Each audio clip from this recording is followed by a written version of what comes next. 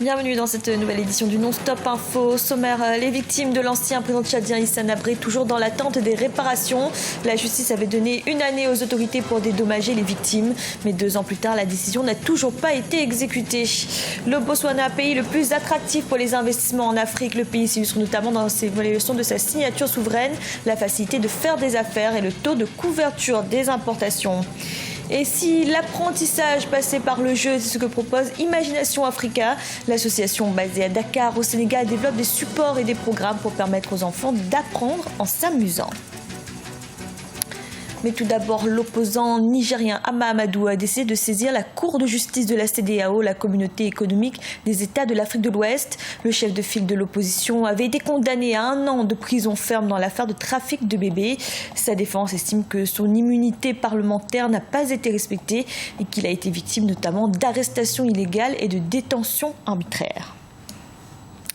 Au Tchad, les victimes de l'ancien président Hissène Habré n'ont toujours pas obtenu les réparations financières promises.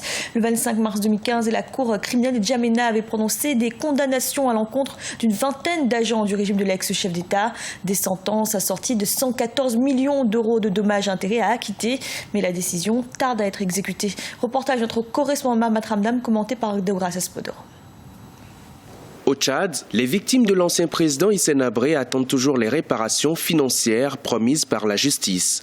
Le 25 mars 2015, la Cour criminelle de N'Djamena a prononcé des condamnations à l'encontre d'une vingtaine d'agents de l'ex-régime. D'après la décision de la Cour, les sentences assorties de 114 millions d'euros de dommages et intérêts aux victimes sont à acquitter à parts égales entre les condamnés et l'État tchadien. Mais plus de 2 ans après, rien n'est toujours fait et les organisations des victimes perdent patience. Un manque de volonté de l'État tchadien de faire, n'est-ce pas, de rendre le droit, de rendre la dignité à ces victimes qui ont souffert de la barbarie. Ça, je m'en cache pas, je suis très révolté et je suis très peiné de croire que mon État, n'est-ce pas, mon gouvernement me traite ou traite les victimes de cette sorte. Ce n'est pas une question d'argent, en fait, dans un premier temps. C'est mettre sur pied une commission, et cette commission devrait déjà commencer à travailler. Mais on n'a pas besoin de l'argent. Selon le ministère de la Justice, en dépit de la conjoncture économique que traverse le pays, le gouvernement est en train de mettre sur pied une commission pour faire avancer le dossier de l'indemnisation des victimes. Le Tchad est une république et un État de droit. Donc les décisions de justice s'imposent à tous. Simplement, aujourd'hui, nous sommes dans une situation de crise économique et financière et tout le monde le sait. Même pour payer les salaires, c'est déjà difficile. Je pense que ce n'est pas quelque chose que l'État a perdu de vue, que le moment est venu, c'est une question de temps. Aujourd'hui, les circonstances ne le permettent pas. Demain, lorsque les circonstances le permettront, il va de soi qu'ils vont rentrer dans leurs droits.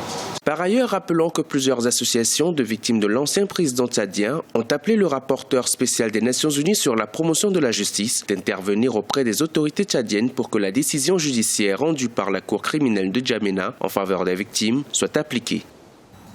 Dans l'actualité également, les présidents rwandais Paul Kagame et sénégalais Macky Sall ont été désignés pour recevoir le super prix Grand Bâtisseur Trophée Babacar Ndiaye.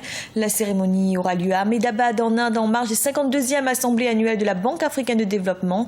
Les 2 chefs d'État seront récompensés pour leurs efforts en faveur de l'amélioration du cadre de vie de leur population. Et le Botswana est le pays le plus attractif pour les investisseurs en Afrique. C'est ce qui ressort du classement établi par le cabinet suisse Quantum Global Research, une étude qui prend en compte 6 critères principaux, dont l'évaluation de sa signature souveraine, la facilité de faire des affaires et le taux de couverture des importations. Birama Saonera.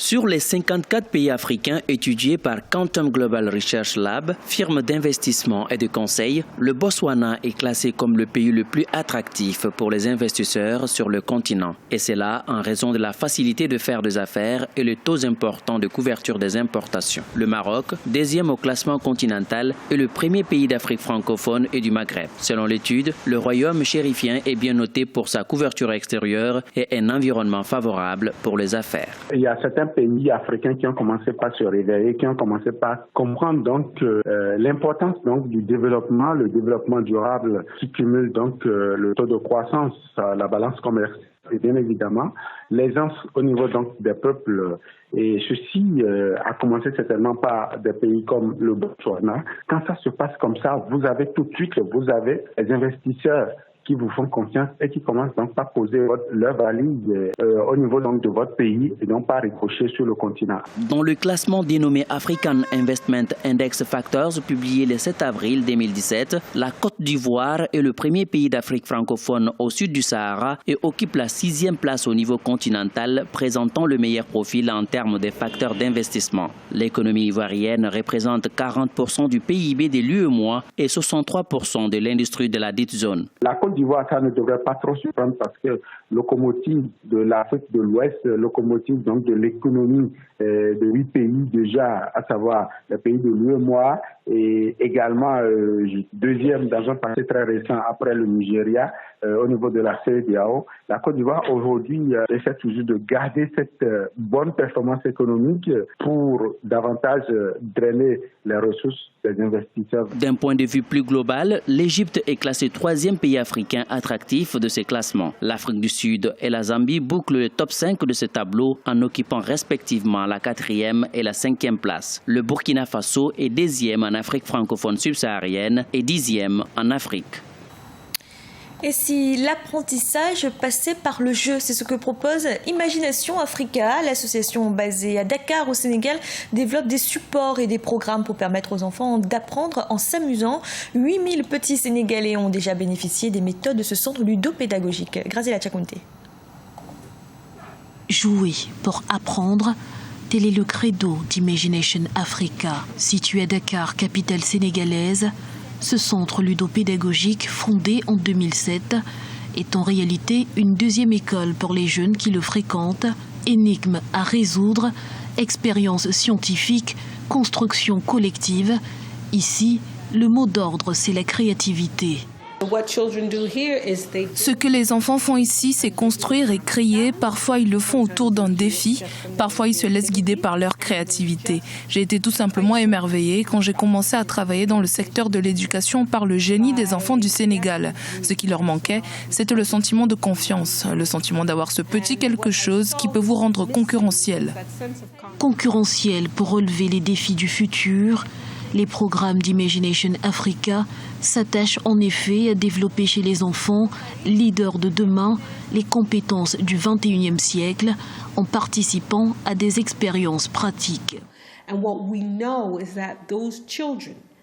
Nous sommes convaincus que ces enfants, aussi jeunes qu'ils puissent l'être, ont besoin d'être mis en condition afin que leur intelligence se développe.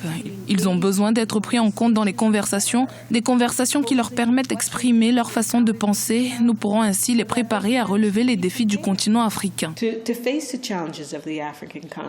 En une décennie, Imagination Africa a déjà conquis plus de 8000 enfants et l'association ne compte pas s'arrêter en si bon chemin.